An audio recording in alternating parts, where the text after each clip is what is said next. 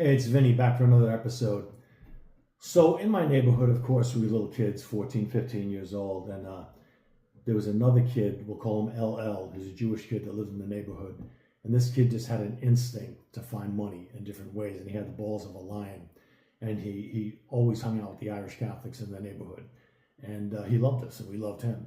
And he would turn us on to these scams that we didn't even believe were possible because we couldn't have access. He had access to the Washington Hotel over on the boulevard in the 20s in Rockaway. So what he would do was he'd become a waiter. He's a Jewish kid, and it was a Jewish hall, and he was a waiter, and he would go these long picnic banquet tables with the long white cloth that would go to the floor.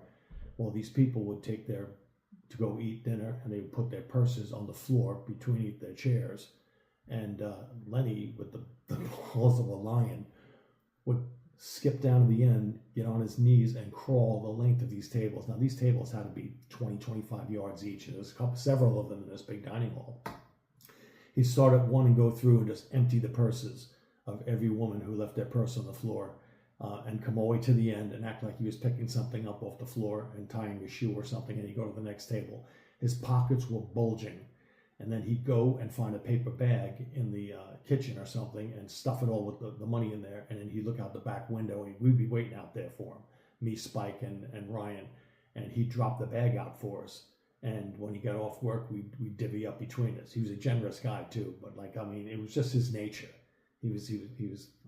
I love the guy till this day. And he'd constantly scam like that. Another time, when it was during a Jewish holiday, they couldn't have money on them, so they left their money in the rooms. And he would go around and break into the rooms with a master key, clean them out, and do the same thing. Go down the end of the hall. We'd be waiting out there, and he'd wrap it up in a pillowcase and drop it down to us, and we'd give it up later. So for kids being 14, 15, now it's maybe 16 years old, and to have hundreds and hundreds of dollars was like thousands of dollars today. And another little day in the neighborhood. LL was a great guy.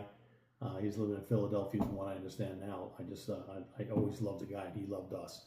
And just another episode of Unorganized Crime. Leave a like, subscribe, comment, and we'll get back to you again with another episode as soon as possible.